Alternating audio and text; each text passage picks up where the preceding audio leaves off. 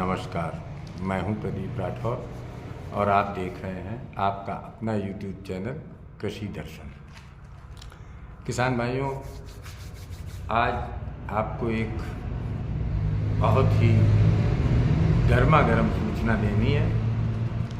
आज तक जो भरसारी व्यापारी कोल्ड मालिक जिनकी निगाह में ये था कि फर्रुखाबाद में आलू बहुत है, कोल्ड सारे भर जाएंगे और 2 पैकेट छत पे भी रख जाएंगे, अब उन कोल्ड मालिकों के चेहरे लटक गए हैं और उनको अब अपने कोल्ड भरने के लाले पड़ गए।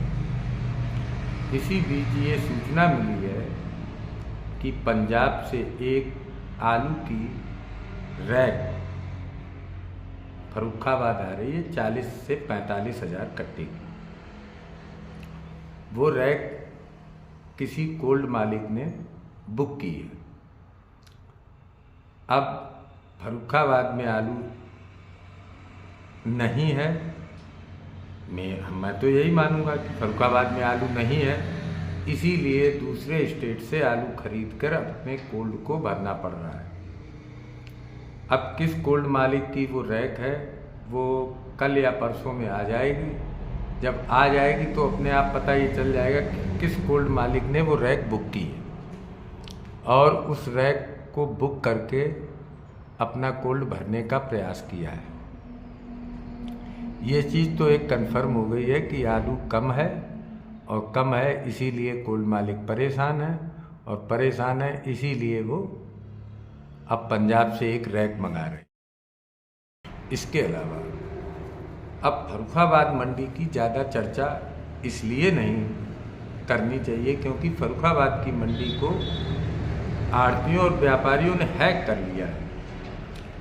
फर्रुखाबाद में जितने व्यापारी हैं उनमें ज़्यादातर, सबकी तो मैं नहीं कह सकता, लेकिन ज़्यादातर व्यापारी और ज़्यादातर आढ़ती ये किसी न किसी रूप में फर्रुखाबाद के कोल्ड मालिकों से जुड़े हुए हैं। जुड़े कैसे हैं? अभी जब आलू की खरीद कोल्डों से होने लगती है तब ये व्यापारी उन्हीं कोल्डों से आलू खरीदते हैं, आढ़ती उन्हीं कोल्डों में कमीशन एजेंट हो जाते हैं। तो जब इन 4 महीने के बाद पूरी साल वो व्यवसाय किसी न किसी कोल्ड मालिक के थ्रू करते हैं तो फिर ये उनकी मजबूरी बन जाती है कि वो कोल्ड मालिकों के कहने में कहीं ना कहीं आ ही जाते हैं या उनके प्रभाव में फंस जाते हैं। उनके प्रभाव में फंसने की वजह से ही ये मंडी जो 2 दिन से धीरे धीरे कम हो रही है, उसका कारण यही है। अगर आलू की कहीं पे मद्दा हो तो इसके पास लगी हुई सारी मंडियां, चाहे जलालाबाद हो, चाहे कुरावली हो, चाहे छिबरामऊ हो, चाहे कानपुर हो, ये सारी मंडियां टूटनी चाहिए, जबकि ये मंडियां अपनी जगह पर स्थिर हैं।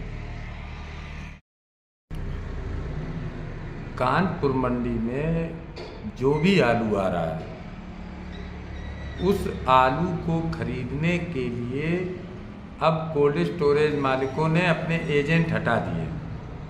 वो खुद आ रहे हैं, क्वालिटी देख रहे हैं और क्वालिटी देख के ही आलू को वो खरीद रहे हैं खुद।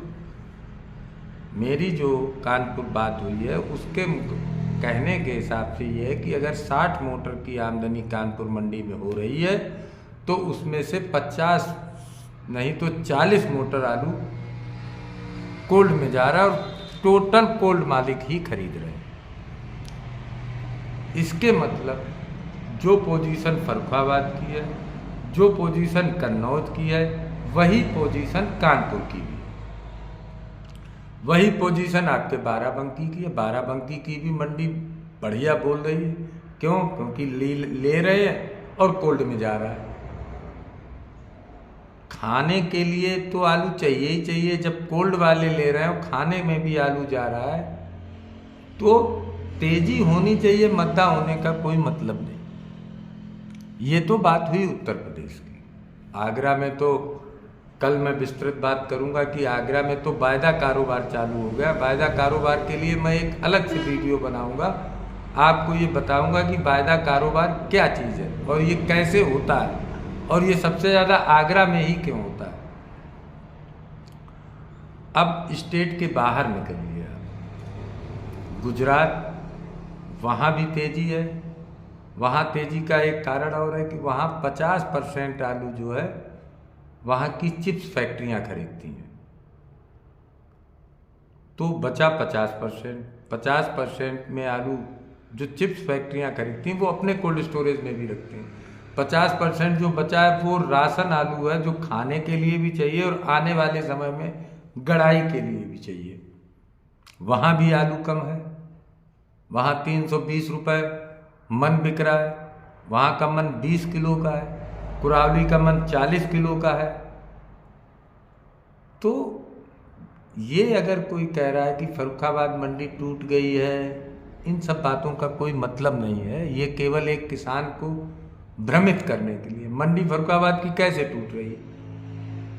किसान का आलू गया और बिक गया,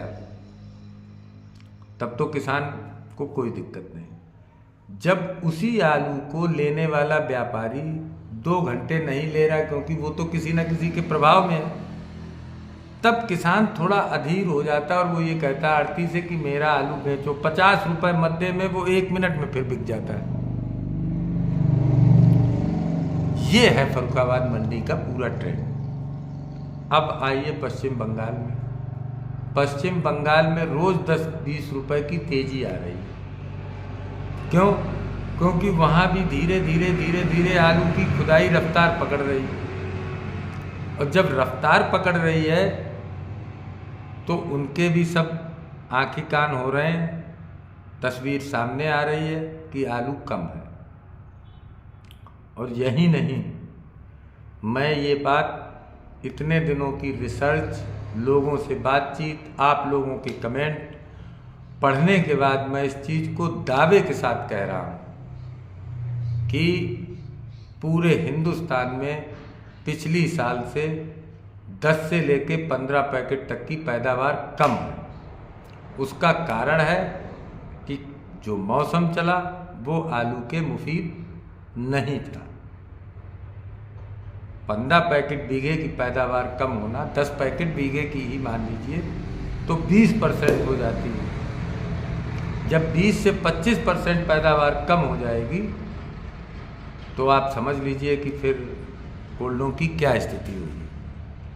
इसके अलावा फर्रुखाबाद में, जनपद में तो थोड़ी पैदावार में कमी का कारण ये भी रहा है कि समय से डीएपी नहीं किसानों को उपलब्ध हुई, और जब डीएपी नहीं उपलब्ध हुई तो किसान ने आलू तो गाड़ा ही, जो भी उल्टा सीधा जो मिली खाद, किसी ने सिंगल सुपर डाली, किसी ने खाली यूरिया ही डाल के, किसी को 2 नंबर की डीएपी मिली, तो वो आलू तो किसान ने गाड़ा, लेकिन उसको जो पोषक तत्व या जो जिस वैरायटी की खाद मिलनी चाहिए थी वो नहीं मिली। और कोई रोग नहीं आया तो किसान अपनी हरी बेल को देख के खुश बना रहा है, और उस खुशी ने ही ये दिन दिखाया कि आज फर्रुखाबाद के कोल्ड मालिकों को आलू कोल्ड भरने के लिए रैक मंगानी पड़ रही है पंजाब से, जबकि फर्रुखाबाद से रैक जा रही है आसाम। अब आप बताइए, तो अगर यही थोड़ा सा पहले से किसानों से सामंजस्य होता और स्थिति को पहचाना होता तो कोल्ड मालिकों के सामने शायद आज जो स्थिति है ये स्थिति नहीं आती। इसलिए किसान भाइयों, मेरा आपसे ये अनुरोध है एक किसान होने के नाते कि आप आलू को लेके घबराएं नहीं और आलू बेचने में जल्दबाजी भी ना करें। इस साल हर साल की अपेक्षा डंप भी कम है, और मौसम गर्म होगा तो डंप तो आप ना ही रखें, कम से कम रखें।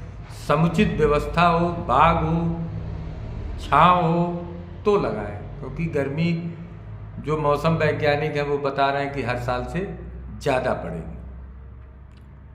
तो बिल्कुल भी धैर्य ना खोएं, होली के बाद वैसे भी बाज़ार साफ़ होगा, आपकी ज़रूरतें भी पूरी हो गई होंगी, आप अपने